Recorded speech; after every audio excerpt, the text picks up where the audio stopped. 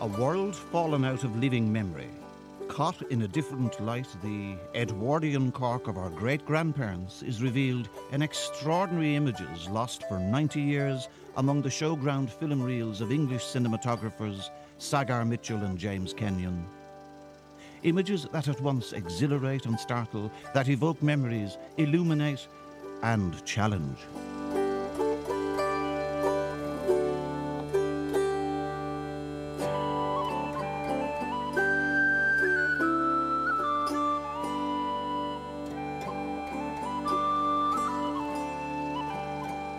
Mitchell and Kenyon shot reams of film of ordinary people in the early Edwardian urban landscape. Usually commissioned by travelling showmen, local people were invited to a special showing, a chance to see themselves up there on the big screen for a trifling entrance fee, of course.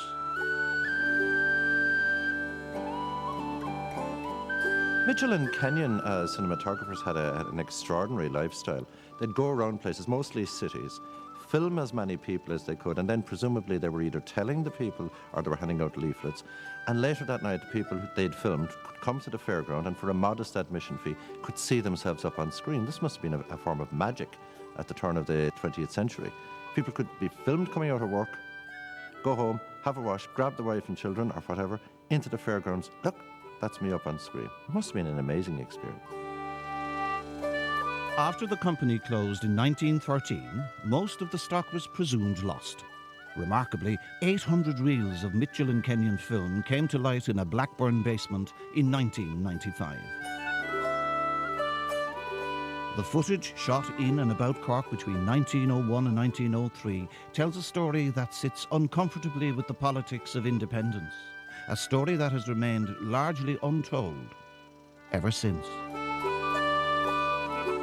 The power of the subsequent events must have been such that they remodelled what was happening and what we see in this film. They swept away that early 20th century British city with its Union Jacks and its passers-by. Some 15 years before the Easter Rising, Mitchell and Kenyon recorded an altogether different Cork city to that of the martyred Lord Mayors Terence MacSweeney and Tomás McCurtain. The reality was, I think, that there was a colossal amount of sheer acceptance of the prosperity that existed in a rather smug but very well provided for city in many ways. This is not the city that traditionally Cork people would have learned about, either in school or from their grandparents or from history books. But it was there, it is a reality.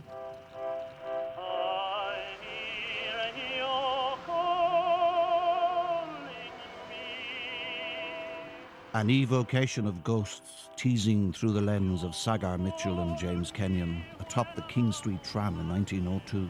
King, soon to be renamed McCurtain Street, in memory of a murdered Lord Mayor. The story of the War of Independence, which was so much part of the story Cork tells itself about itself in my lifetime, we forget that over and against this uprising of the clerks and school teachers and factory workers and post office workers, there was a very strongly established and very prosperous and very fashionable middle class. Looking at this very English-looking city with people dressed really like Edwardian, late Edwardian England, women with their wonderful hats, men in bowler hats and so on, it certainly challenged my idea of an Irish city at the start of the 20th century. And it is indistinguishable, I would think, from any British city, any provincial British city.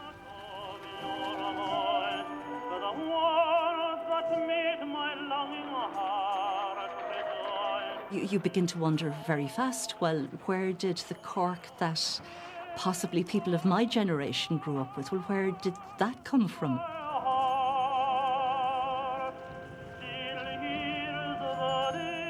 Could this young cyclist have grown up to become a martyred Lord Mayor?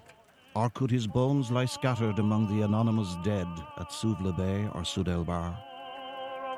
Over whose shop did that Union Jack flutter? Does it matter? Did it matter then? There's a very obvious and striking appearance of the Union Jack, which shocks us nowadays as being a sort of imperialist thing. Such manifestations of British rule were accepted and it caused very little shock.